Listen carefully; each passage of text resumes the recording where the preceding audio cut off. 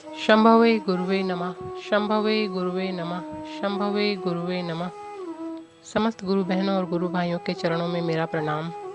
ब्रह्मांड में व्याप्त समस्त शक्तियों को मेरा प्रणाम। हम सबके गुरु भगवान शिव को मेरा प्रणाम।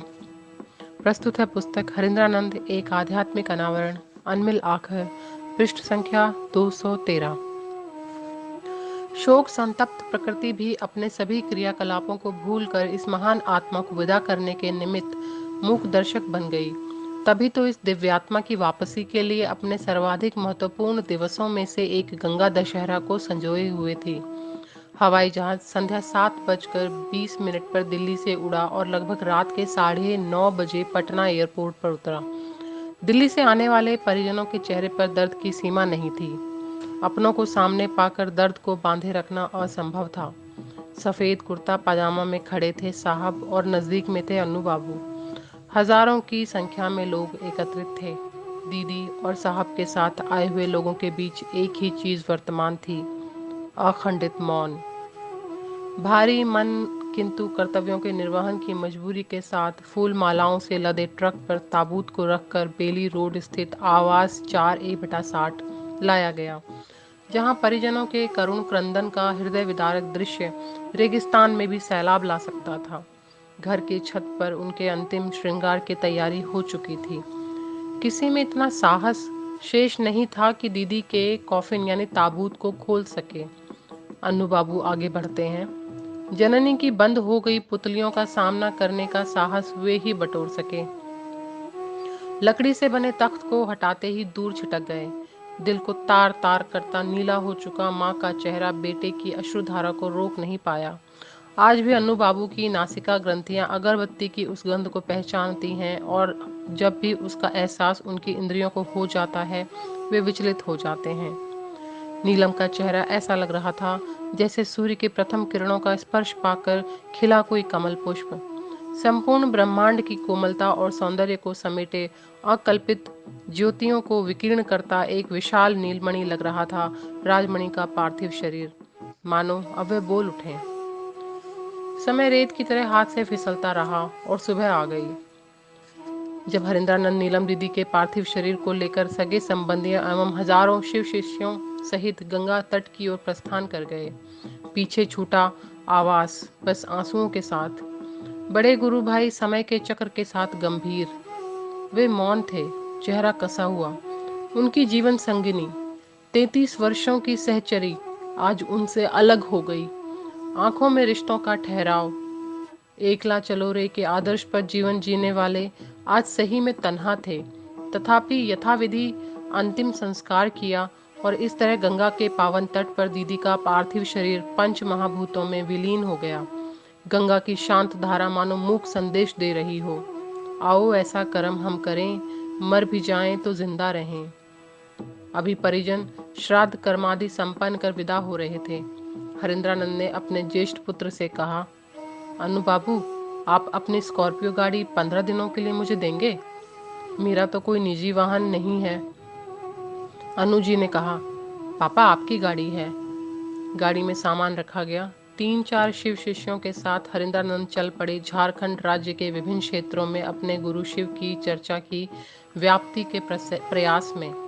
देवघर, गिरिडीह, चतरा, पलामू, गढ़वा जिलों में छोटी छोटी शिव चर्चाओं को संपादित करते हुए पटना लौट गए। छुट्टी तो थी ही, श्राद्ध में जो न्योते की राशि आई थी वही यात्रा का पाथेय बनी। आज झारखंड राज्य के सुदूर घने जंगलों में हो रही भगवान शिव की चर्चा में उस एक पक्षीय यात्रा की अभी भी सुगंध है। आज नीलम दीदी भले ही शरीर में हमारे बीच नहीं, पर उनके ममत्व की निर्झरणी अर्बाद रूप से बहती रहेगी और मानव सृष्टि आपल्वित होती रहेगी। दीदी के निर्मल प्रेम की स्नेहिल छांव तले हम सभी पल्लवित और पुष्पित होते रहेंगे और वे हमारे संस्कारों का परिमार्जन एवं परिशोधन करती रहेंगी। यह काल है, अपनी गति से चलता है, इसका अपना प्रवाह है। हर दिन हर पल स्वयं में अपने आप में एक इतिहास समेटे चलता है। आकलन करने पर लगता है कि जीवन की इस तपती रेत पर चलते चलते कितना लंबा सफर तय कर लिया है। बहुत कठिन था इस डगर को पार करना। वर्ष 2007 की होली, अन्नू बाबू कुछ सालों से सपरिवार रांची रहने लगे थे। हाल हॉल में एक ओर हरिंद्रानंद बैठे हैं और सामने दूसरी ओर रामेश्वर मंडल के 7 अन्य। मोनू दोस्तों के साथ होली के हुड़दंग में थे। लवली किचन में पकवान बनाने में सहयोग कर रही थी। ड्राइंग रूम में ज्यादा लोग नहीं थे। सूरज आसमान की ऊंचाइयों की ओर जा रहा है। लवली पुआ पकवान की एक थाली सजाकर हरेंद्रानंद के पास आई। कहा, महादेव को चढ़ा दीजिए। मैं नहीं चढ़ाऊंगा, तुम चढ़ा दो, वरेण्य गुरु भ्राता बोले। मुझको नहीं चढ़ाना है, आप चढ़ाइए। अरे चढ़ाने का मन नहीं है, हरेंद्रानंद ने अनमने होकर कहा। पकवान की थाली बगल की मेज पर रखकर लवली रसोई में चली गई।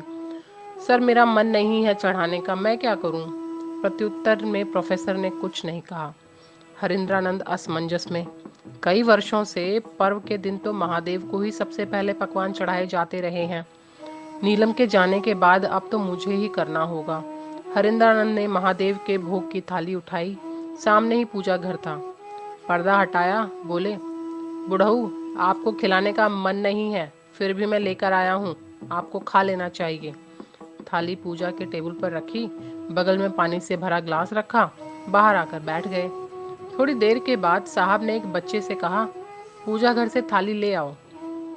वह पूजा घर में गया और आकर कहा, पुआ तो खाया हुआ है, फर्श पर थोड़ा पानी भी गिरा हुआ है। तीनों पूजा घर में गए। हरिंद्रानंद ने थाली उठाई और बाहर आ गए। शेष बची थाली का पुआ और पकवान 2 दिनों तक आगंतुकों को प्रसाद के रूप में मिलता रहा।